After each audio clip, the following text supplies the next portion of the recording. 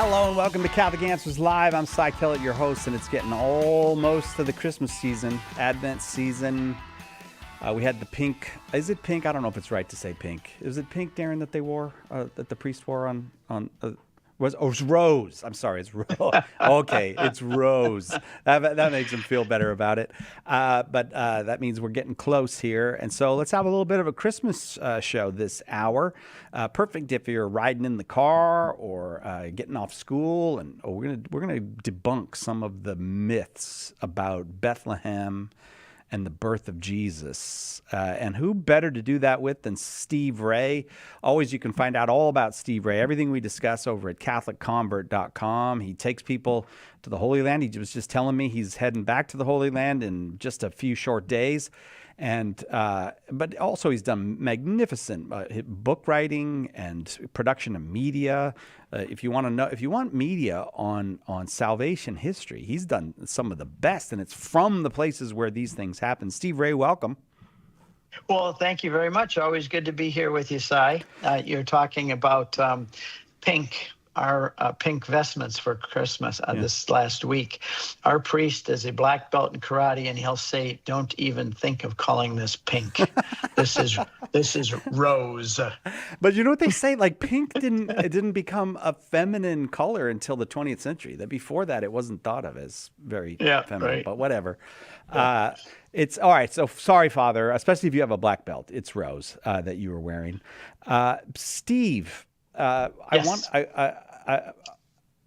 We have one of the reasons I really like doing these myths debunk shows with you. I'm just going to tell you right up front is I feel like kids listen and then they're a little bit protected against some of the nonsense they're going to get because there's a lot of nonsense about Jesus and about the Holy Family and if you have a slight little bit of preparation, you can maybe sniff out that nonsense when it comes your way. So how many myths are you going to debunk for us today? I think we're gonna deal with 8 of them today, and I just start by saying in exactly 10 days we're flying to Israel, and we have a full group of people arriving on the 29th, and on January 1st we'll be celebrating Mass in Bethlehem. Beautiful. So just like 3 weeks from now, 2.5, 3 weeks, we'll be celebrating Mass in Bethlehem. So these things that I'm talking to you about, I'll be seeing there. But I've been to Bethlehem 200 times. So,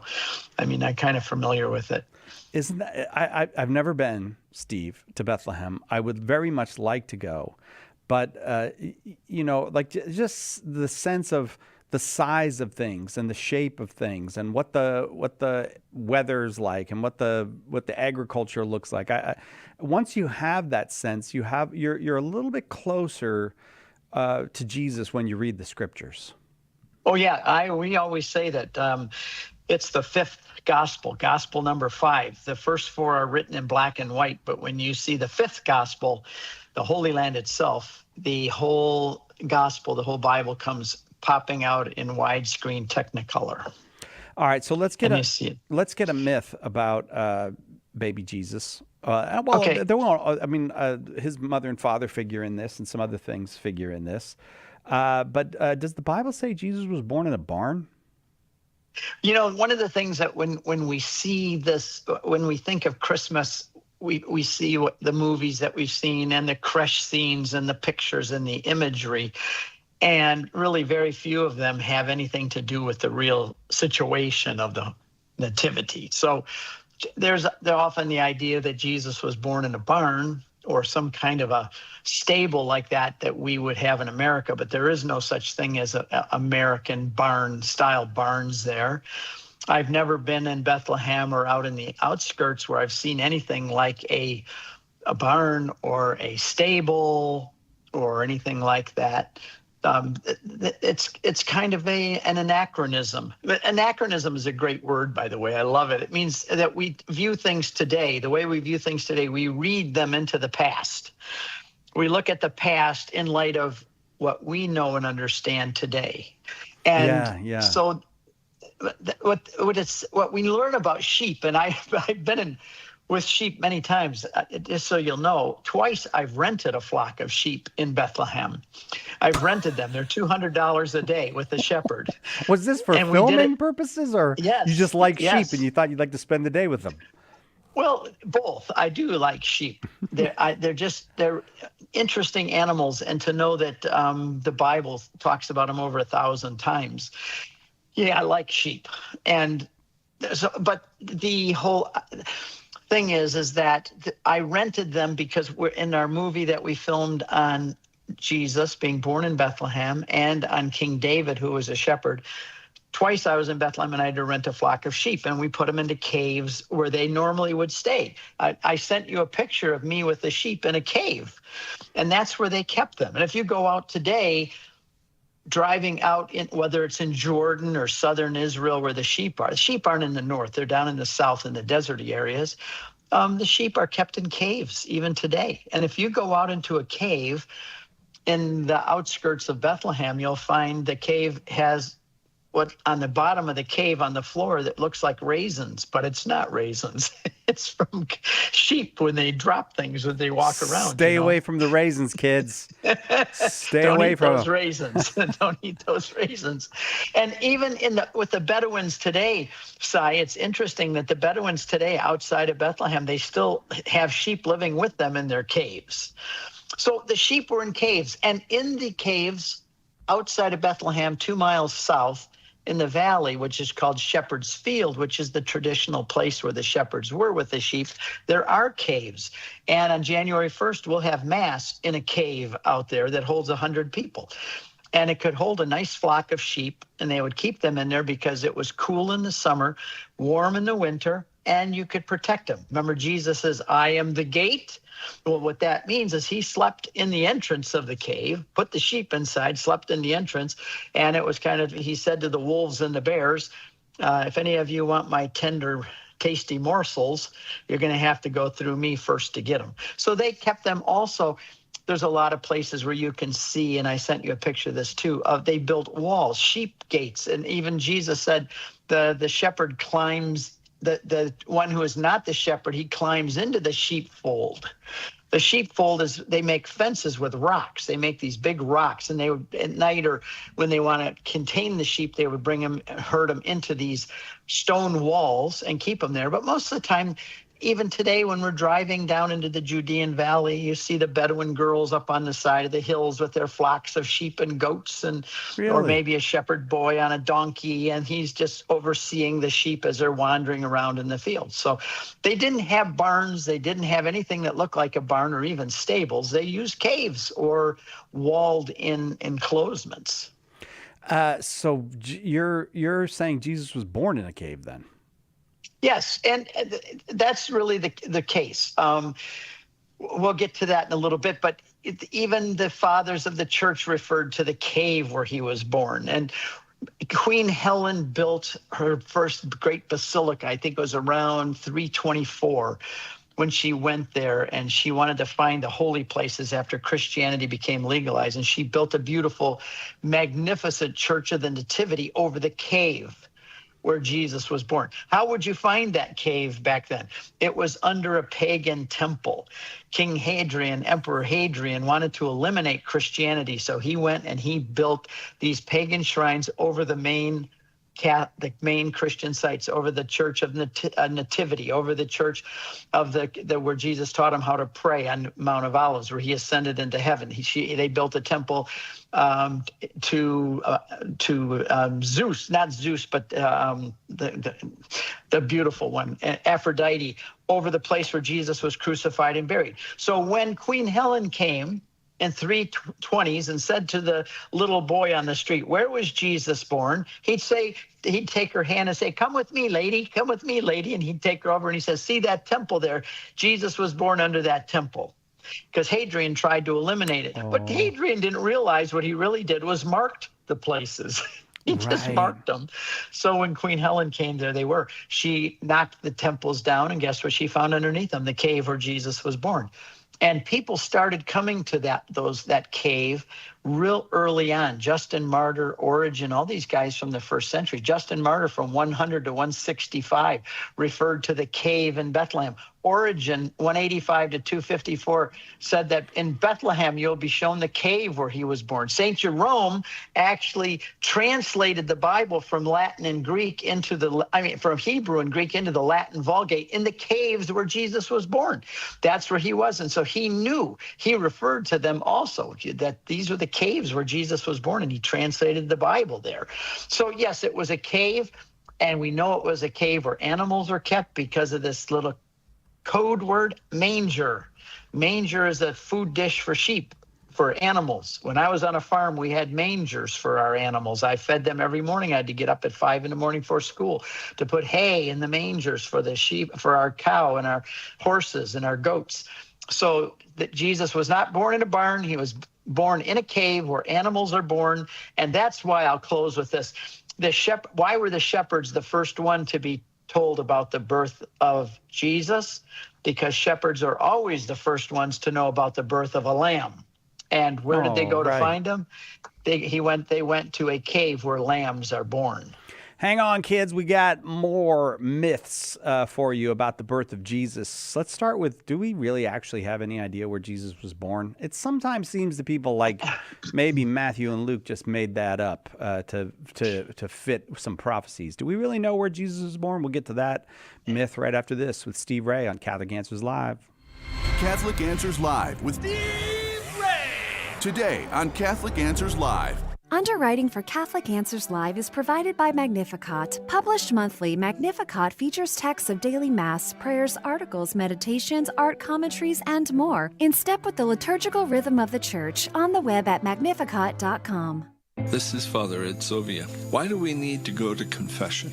It's because confession is that opportunity for the forgiveness of sins. All of us have to deal with sin, but confession is an opportunity for us to come to the forgiveness of sins as we acknowledge our sins and ask for God's mercy and help. May we always be a people who recognize that confession brings us to the heart of our loving God.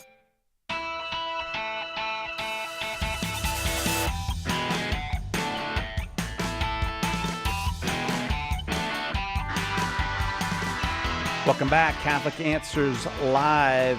If you want to go to the Holy Land, go with Steve. You can find out all about his trips to the Holy Land, his pilgrimages. Just go to CatholicConvert.com and all the other stuff, his books and his documentaries, all of that stuff available there at CatholicConvert.com. I just realized during the break, I better go quicker if I'm going to get through 8 of these. So let me do a couple of them.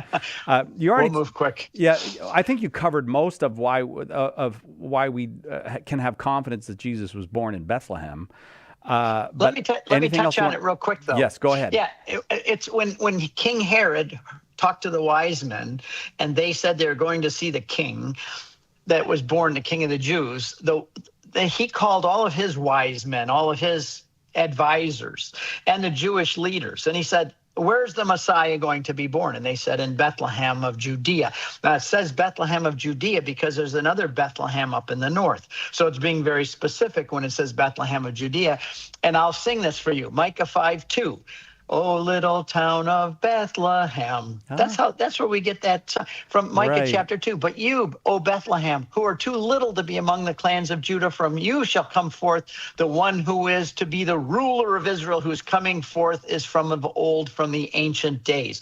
So they knew that Jesus, the Messiah, was going to come from Bethlehem, even way before, probably 1,000 years before they knew that. So that was already said. And then he was born from the scriptures. We get the manger thing, and then the fathers of the church refer to him as being born in that cave, that specific cave, and we're going to go in that cave on January 1st. We'll be there, and that it's still the cave. You can still go in that cave today, and it's been marked ever since the beginning. All right, how about the wise men? Were there 3 wise men? Or is that a myth? We don't know how many there were. Oh, okay. We don't know how many there. They are traditionally said to be 3 because there were 3 gifts: gold, frankincense, and myrrh. So they said, one wise man brought gold, one brought frankincense, one brought myrrh. But in the past, different thoughts and people have thought there was anywhere from 2 to 30 So we don't know how many there were. There could have been few or there could have been many. But we say 3. The tradition is 3. And all the creche scenes have 3 wise men. And about 1,000 years later, they were given the name Melchior, Casper, and Belteshazzar. But those were not names that we know from history. And the Magi probably came from Persia, although Father Dwight Longenecker, a good friend of mine and convert, believes they came from the Petra area, from the Nabateans, and I don't argue with them. I think that that's a very good theory, but the traditional site is they came from Persia. And an interesting thing is, in 614, the Persians came and they destroyed all the churches in the Holy Land. I heard that as many as 30,000 churches they destroyed. That might be an exaggeration. I don't know. But they knocked them all down, except the church in Bethlehem, except the Nativity church. They didn't knock it down because there were big images of the 3 wise men. So they believed there were 3 wise men all the way back in the 3rd and 4th century. And they were dressed like Persians. So they said, oh, this building must have something to do with us, so we won't knock it down. And that's the only church that didn't get knocked down because they had the 3 wise men on the front. I'm glad we decided on 3 and not 300, because can you imagine the manger scenes? Oh, I yeah. mean, that's a lot of work to set up 300 wise men. All right. And lastly, it says they came to the house. So obviously Mary and Joseph had moved out of the cave and they had moved to a house. And the Franciscans have a place called the Milk Grotto about 1/4 mile away from the Nativity. And they show this as the place where Mary and Joseph moved into the house after the birth, where the wise men met them. All right, Bethlehem and Christmas myths with Steve Ray this hour. It can't be December 25th. That can't be the birthday of Jesus, because look, it's winter. There wouldn't be sheep out in the fields in the cold, cold winter. Yeah, I'm in Michigan here. Believe me, today we woke up, it was 2 degrees, and it's been snowing on and off all day. So there's no way you could have sheep out here, right? Well, first of all, whoever came up with that idea that it could not be December 25 because of the winter must have come from Michigan, because in Israel, the average temperature of that time of year is in the 40s or so. It's not bad at all. Now, it does snow periodically in Bethlehem, because I remember one time it snowed and I jumped off the bus and I had a little snow fight with the Palestinian kids on the street just for fun, because they were so excited, because it only snows every 10 years or so. But these sheep, God gave them wool coats, even if it is colder out there. They got these special wool coats that they wear to keep them warm. And the sheep in Israel are different than the ones we have in America. They're called the Awasi sheep, and they actually give birth to lambs in November, December, January. And they are out in the fields, because I've been out there and seen the sheep in the fields at this time of year. And even the Mishnah implies that, which is the Jewish tradition, and it talks about the flocks being out in the fields all year round. So to say that the December could not be the time because it's winter is a myth, and we'll bust it right now, because I'll tell you, there are sheep out in the fields right now in Bethlehem. All right, I'm going to get to myth number 5, and in many ways, I think this is the one that if you're a young person listening, I'd like you to be most prepared for, because I really do think there's these subtle ways people try to undermine the faith, especially of young people, with stories that are essentially dumb. And here's one: like everything Christians have, they just copied it from pagans. Well, I mean, first of all, pagans invented a lot of good stuff, like the wheel. Yeah, we took the wheel from the pagans. So we do admit that. But look, Christmas, the only reason we celebrate it on that day is because it's based on the pagan, some kind of pagan Roman festival. Right. Now, Catholic Answers has some really good documents on this, simple ones in your tracts and other places. So if people want to learn more about this, go on Catholic.com and search for it. But the idea is it is based on a pagan festival. Therefore we shouldn't celebrate it, or Christmas has become paganized. They usually refer to Saturnalia, which was the celebration of the winter solstice among the pagans. And some speculate that Christmas was based on that, although Christmas is not on the day. It's an inaccurate to say that, because Christmas doesn't even occur on the day of Saturnalia, for example. And to say that Christians made their feasts and their holidays all on pagan festivals is not true. Now, Christian holidays were introduced to provide a wholesome, non-pagan alternative to pagan holidays. There's nothing wrong with that, even if we did. I will make one statement, and I'm going to leave it silent for a minute to let people think about it. Jesus embraced lepers. What does that have to do with what I'm talking about? You were not supposed to approach a leper. Lepers had to yell out, "I'm unclean, unclean," and stay away from people. Jesus went up and touched them and embraced them. Jesus did not become a leper because he touched a leper. Rather, he redeemed the leper, and he healed the leper by his touch and embrace. Right. Even if Christianity took a pagan holiday and converted it into a Christian holiday, so the pagans would say, "Oh, this is the truth. We've been practicing falsehood with these false gods.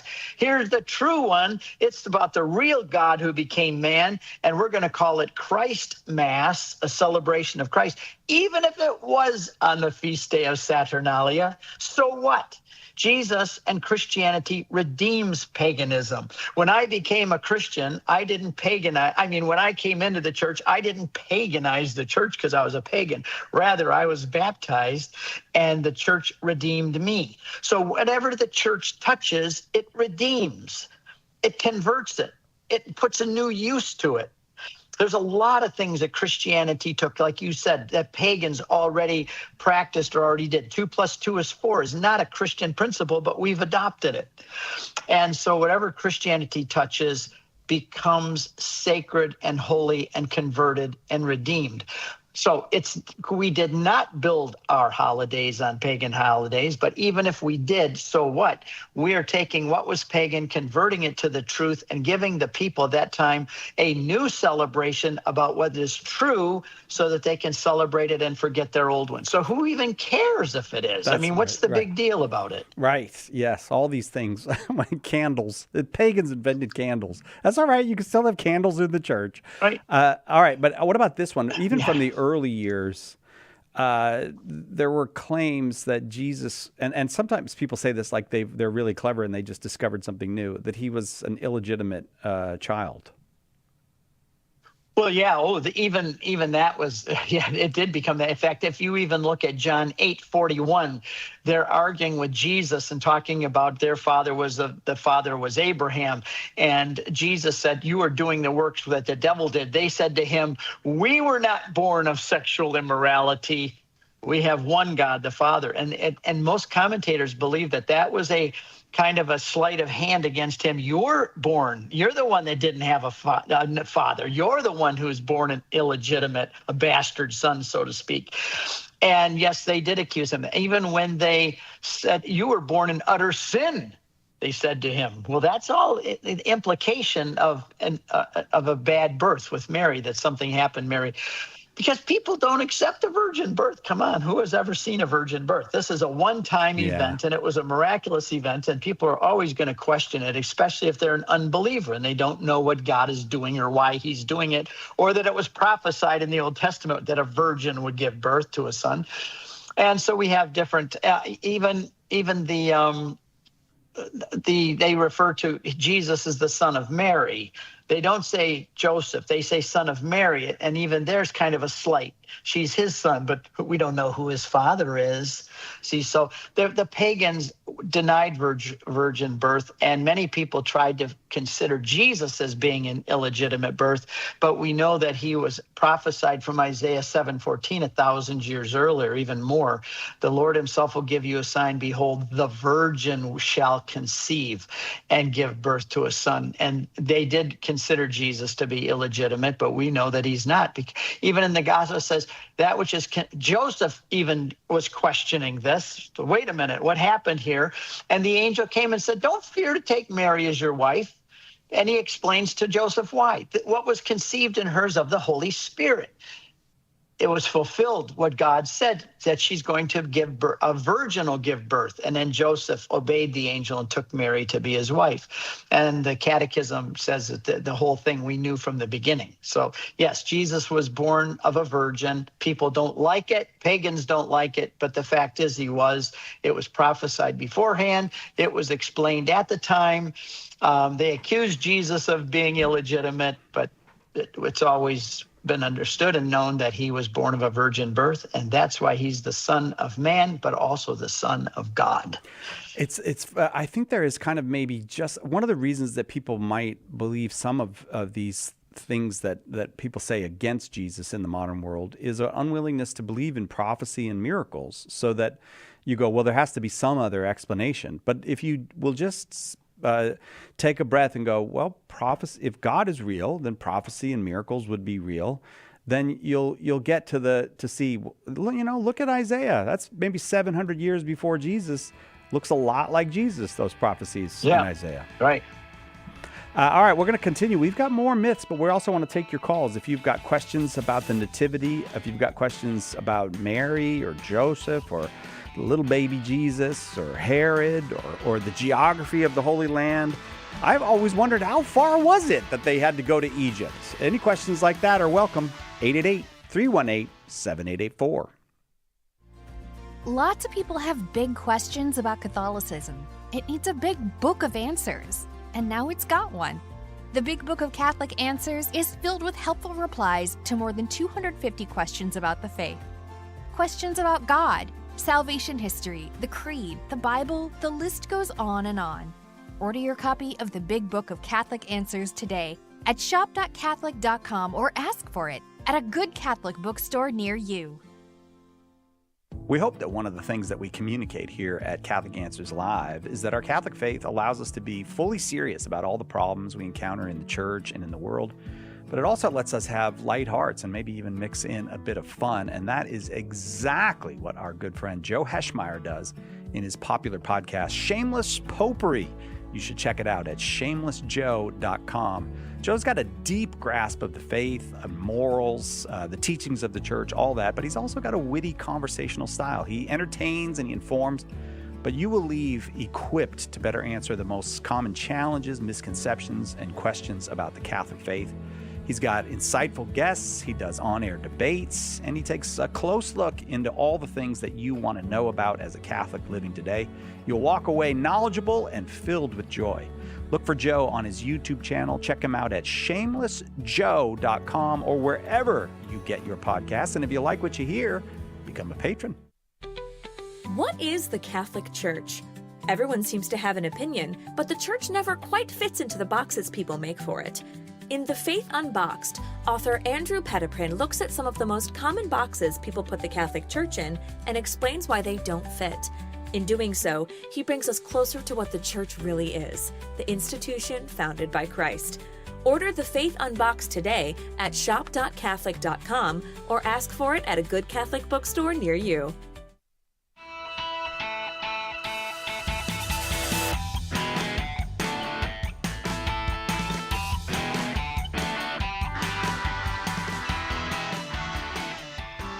Welcome back. Catholic Answers Live, 888-318-7884, the number. If you have questions about that first Christmas, if you have questions about Mary and her role there, or Joseph, or Jesus, or the wise men, or the shepherds. We've talked about some of that, but if maybe something else has occurred to you that you'd like to ask, you're welcome to do that. We're doing 8 myths about that a time.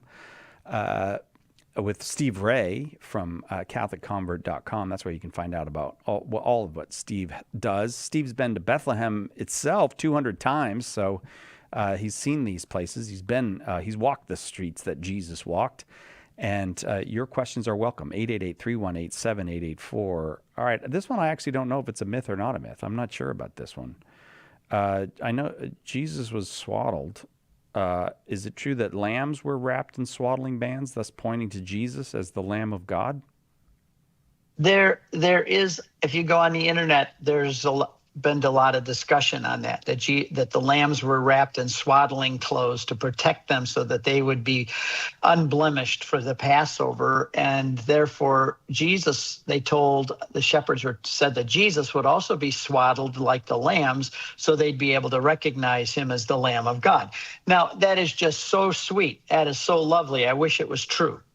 Sometimes, when something sounds too good to be true, it is. Let's just face it. It says that Mary swaddled Jesus, Luke 2:7. He was swaddled at his birth. What does that mean? Well, in the book of Ezekiel, it says, after birth, a baby was washed, rubbed with salt, and wrapped in bands of cloth to provide warmth, protect the limbs, and provide a sense of security. So the babies were born, even back in Ezekiel's time, they rubbed them, cleaned them, and they would wrap them with bands of cloth to get them secure and warm and to protect them. So it came about, and that's why Jesus was swaddled. The Jews had been doing this. Ancient people had done this from the beginning. This is what they did for the baby when they're born. Even when we had babies, my wife would wrap them tightly in a blanket and hold them. Their arms were pinned down. They were wrapped up tight in a warm blanket, and they loved the security of that. But then the idea came that in order for the lambs to be protected, because the one-year-old lambs had to be without spot or blemish, that they were also swaddled, and that's how the shepherds would recognize Jesus. He was swaddled like the lambs. Well, first of all, I have in my Verbum Bible software program 20,000 books and resources. I did a search on that. I have not found anywhere where factual or historical to support it that lambs were swaddled. And actually, my friend Dwight Longenecker went out and he asked them, the shepherds, do you ever do this? And they say, of course not. Here's a couple reasons why. How does a lamb eat? How does a lamb drink? Well, a lamb drinks by getting up on his feet and going to his mother. And I know because we had baby goats and we had these kind of animals on the farm where I grew up. And they go up and they find the teat where the milk is on the udder under the mother. And they grab a hold of that thing and they bang, bang, bang up into the udder and it releases the milk and they suck the milk out of the mother. Now, if you have a lamb and you have it swaddled, how is the lamb going to get its milk? Now, did the shepherds have CVS drugstores where they went and bought bottles and lamb or sheep formula, and they were bottle feeding all of these sheep who were swaddled? The lambs have to eat from the moment they come out of their mother. Within 24 hours, they're nursing. How are you going to nurse lambs that are swaddled? It's an impossibility, first of all. So there's no evidence of it. Even a local kind of a daily news article that comes out, I'm not going to name it because I don't want to insult them, talks about how the lambs that came to the temple their legs were swaddled and so on. But it's absolutely no possibility that could happen. Around the time of Jesus, the historian Josephus said that in 1 year they slaughtered, for the Passover, they slaughtered 250,000 lambs. That's 250,000 lambs. Are you going to tell me that somebody swaddled all of those lambs, wrapped them up for a year to keep them from being harmed, and hand milked them with a bottle? I don't think that could happen. So first of all, swaddling did not happen. I found no evidence historically, theologically, that it had ever happened, and I found evidence that it did not happen, and practically it would be impossible for that to be the case. All right, one more, and then I'm going to go to the phones. One more okay, myth. The last one. The angels were hovering about there above the shepherds in the fields. There they were, hovering above them. Yes, every picture you see shows the angels up in the sky, and That's I know why, do. because they're called. They're called the heavenly host, right? They're called the heavenly host, and they went back up into heaven, it said. But it's like the transfiguration. Whenever you see pictures of the transfiguration, you see Jesus, Moses, and Elijah hovering above the disciples up in the sky, but there's no mention of that happening. It just says that they appeared before them. They were on the ground. I'm fully convinced they were on the ground when they were there on the top of the Mount of Transfiguration. And there's nothing that says that these were. In fact, I read an article in recently that was just, I found it very interesting. It talks about a host of the heavenly host, but that word in Greek is an army. An army appeared. Now, these people knew what an army was. They saw the Roman army. They saw soldiers marching through the streets of Judea and Bethlehem. They knew what that was. And it says that they saw a battalion, an army battalion of soldiers. They were terrified. And it said the angel stood before them. I think he stood before them. The angel appeared to them. And they were with great fear. Well, I understand the fear if angels did appear in the sky. So I'm not making this ironclad, okay? I can understand even if angels appeared in the sky. For shepherds who are the lowest guys, they've never seen a movie, they've never seen fireworks, they've never been to a football, they've never seen anything spectacular, okay? All they see is sheep eating and pooping. That's what they see all day long. Now all of a sudden angels appear and a whole army of them. But I am convinced that the Greek, where it says a great company of the heavenly army was before them. I see them in the fields all around them, that the angels were there. They suddenly appeared, and they appear as an army, just like they knew a Roman army to be. And then at the end, they went back up into heaven. So the very wording there is, the very wording appears that they were seen by the shepherds as a fearsome army on the ground, and that then they went up into heaven when it was over. So that is my contention. I think I can argue it. I've done some work on it. And if people disagree with me, that's fine. This is one the other ones I'm pretty sure of, but this one I'm not going to hold ironclad. But I would make the assertion that I think that they were on the ground and they looked like an invading force, and they were awesome, because a bunch of angels can be very awesome looking. All right, off to the questions we go. If you want, Steve, we'll take some questions about the virgin birth, about the town of Bethlehem, whatever. If you've got questions about that first Christmas, 888-318-7884, going to Pasco, Washington, where Mackenzie is listening on 100.7 FM. Welcome back, Mackenzie. Got a question for Steve? Yes. I just want to, as a side note about the baby goats and the sheep, fainting goats and screaming goats are absolutely hilarious. Oh, that's a big internet meme, isn't it? Yeah. Go. It's better, yeah. But anyway, I have a question specifically about the origin of the Christmas creche. You know, St. Francis and Assisi and all that. My mom was born to American parents in Germany in '56. But when she was growing up there is a Christmas. I think there's a Christmas tradition there that St. Francis of Assisi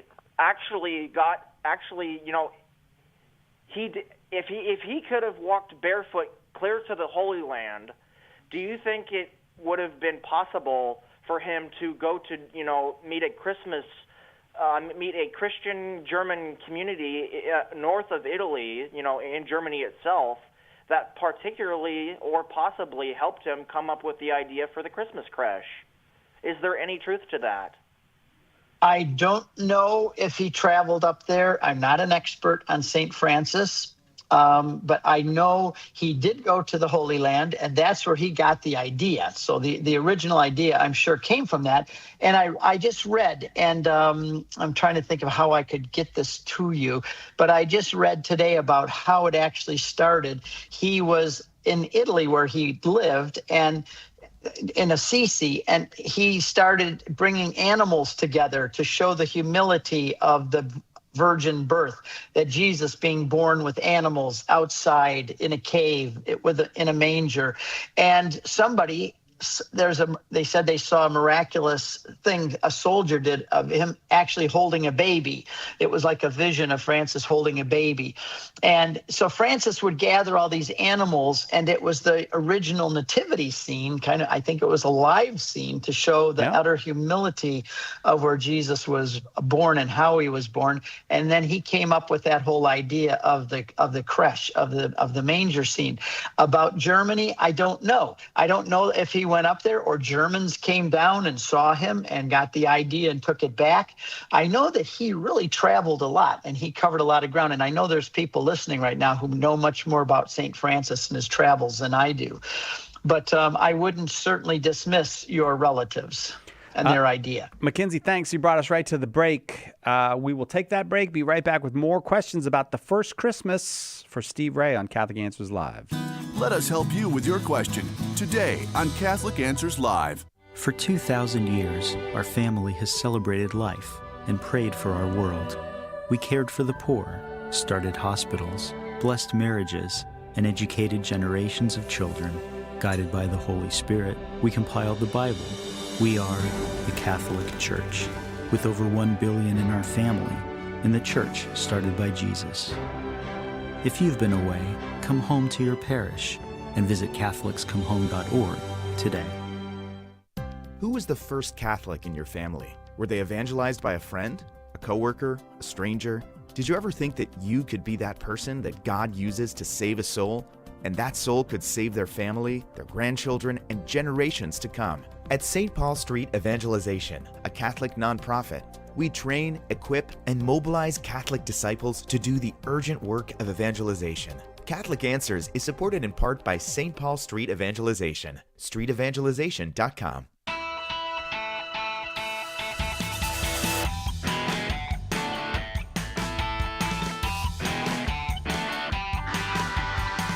Welcome back. Catholic Answers Live. Steve Ray is our guest. It's a good thing we got him because, you can only get him between those trips that he takes. And now he's going to be famous over in Israel. He's doing one of the first bus trips back. They'll start December 28th.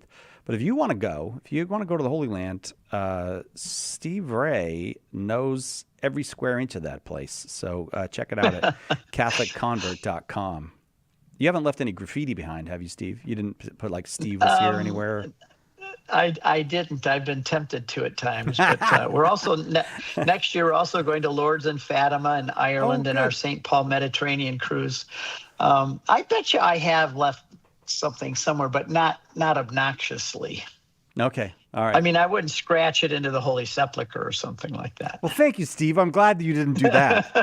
All right. Oh, I did. What I did is I put my prayer in the Western Wall. Oh yeah. All right. Very good. So that's allowed. Yeah. Maria is up in Helena, Montana, listening to EWTN on Channel 130, Sirius XM Satellite Radio. Glad to have you, Maria. Go ahead with your question for Steve. Thank you so much. And my mom and dad got to travel with you, Steve, probably 2 years ago in the winter, and they have nothing but good things to say about it. Their pictures are amazing, and tell them I said thank you and God bless them. Thank you for trusting us to take them to our favorite places in the world. Thank you. Yeah, for sure. My question is, so I heard on a recent other podcast that the creche scene, the cave that our Lord was probably born in, that he was born in, was likely to be a residence of a family member, and that the inn concept or the translation isn't accurate to what we would think of from our perspective. Like, there's no Hotel Bethlehem, and so there's no room at the inn, means that the extra room that we have, the extra dwelling that we have, doesn't probably have the space, but also that rather than it being a stable, that the homes would have often had the animals brought into the home to add extra warmth, because you can't exactly drill a chimney that would actually channel any heat and have a fire. So they would bring the animals into their home, which would obviously then have a manger and all the excrement and all of the other issues that would come alongside of having animals within your home. But that she was just welcomed into the home, into the dwelling of family, probably family members or friends. What you said is mostly accurate. And mostly what you said is accurate. And the word inn actually means like an upper level of a house. In fact, Jesus celebrated the Last Supper in the same Greek word into the inn, or the upper room is actually that same word. So families, maybe Joseph's family, had an upper room, and they would use that for guests, but it was already full. That's why it said there was no room in the upper level of the house. And so they obviously were not in a house. They were outside somewhere, and where a manger was. That's why the tradition always has been that it was a cave where animals were. But you're correct in the sense that if you go outside of Bethlehem today in the Negev desert, the Bedouins there still live with their animals. The animals live in the front part of the house, and they live in the back part of the house.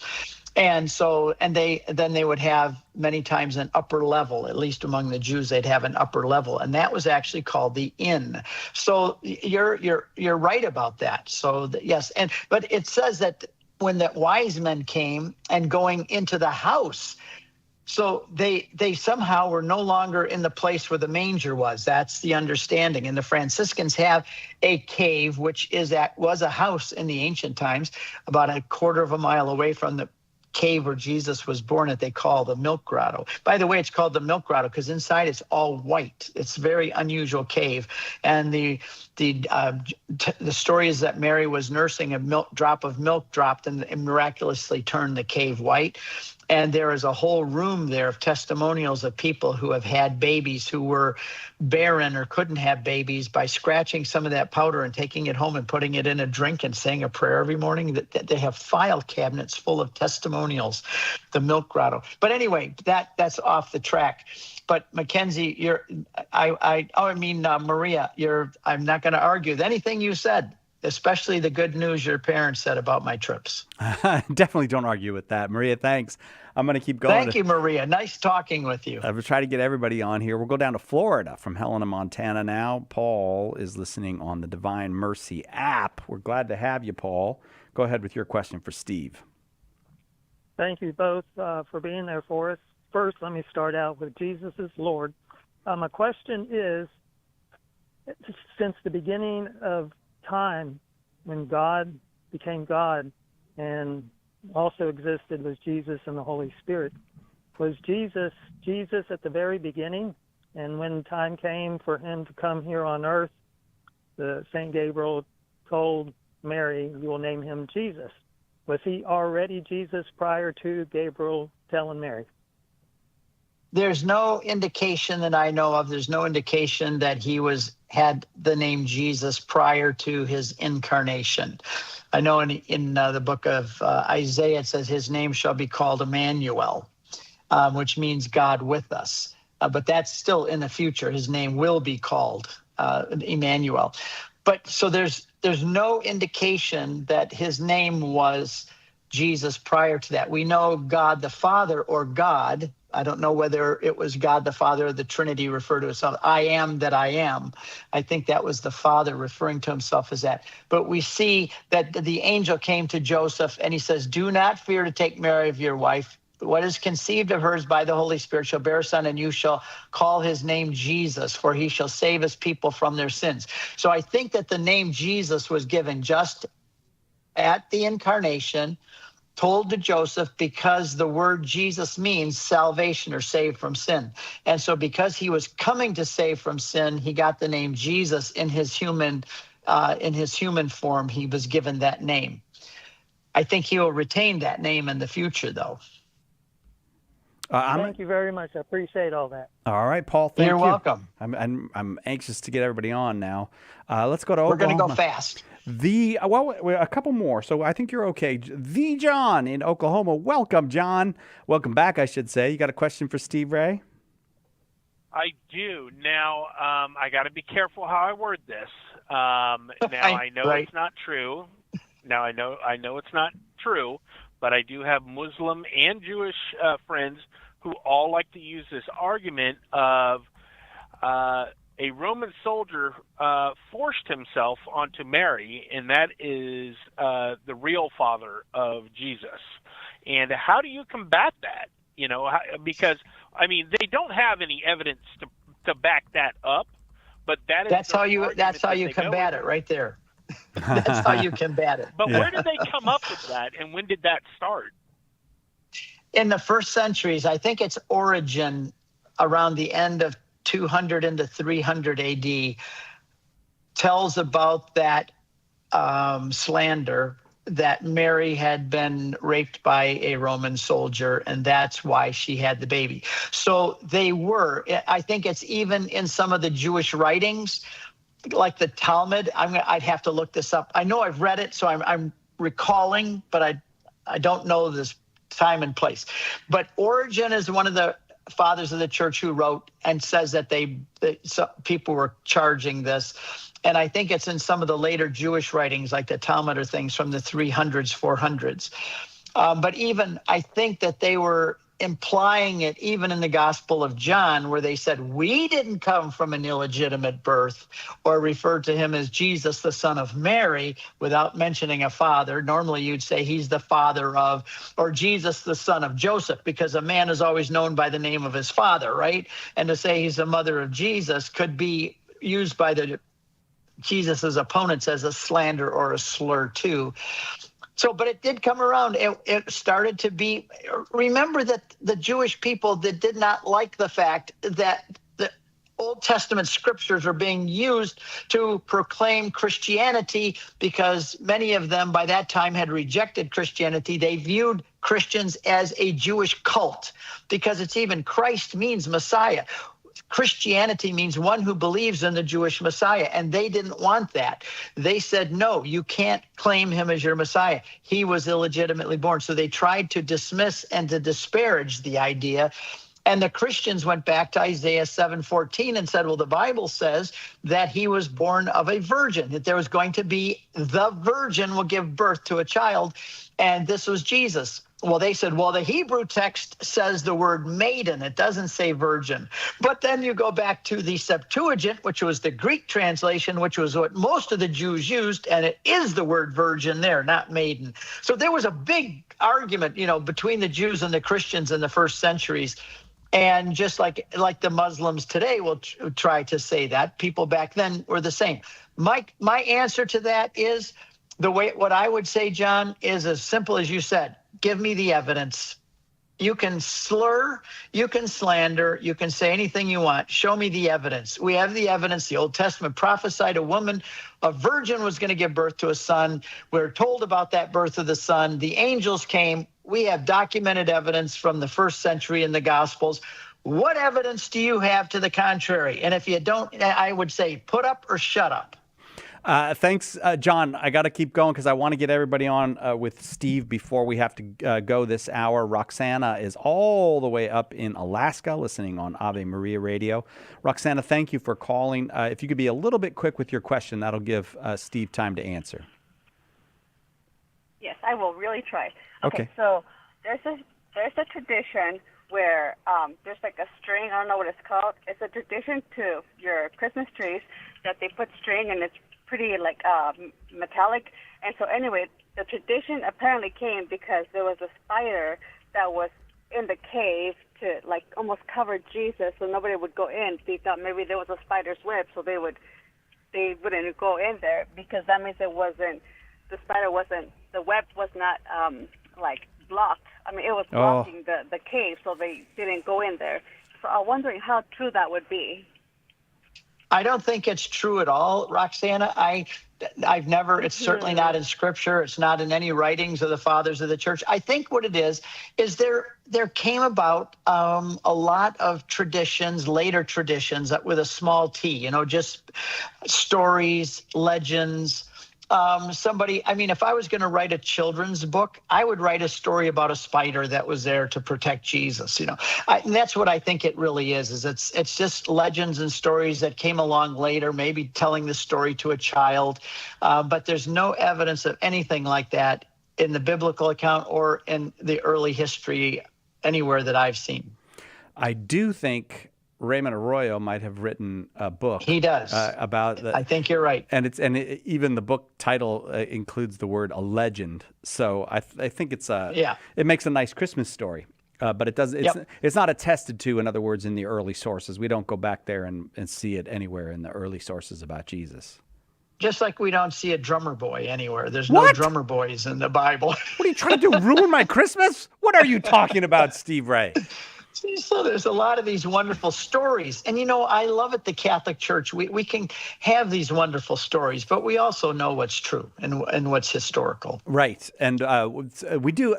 A lot of the stuff there is evidence for, so we just got to make a clear distinction between those things that are legends and maybe helpful, interesting stories, and those things like the shepherds and the angels and the manger and the cave and the Bethlehem and the virgin birth and the Joseph taking the family into Egypt. All that stuff we know.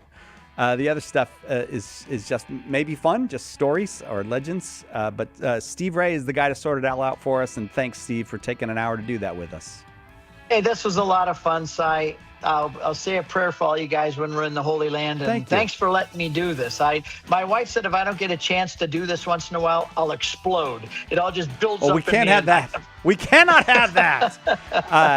Check out everything Steve does over at CatholicConvert.com.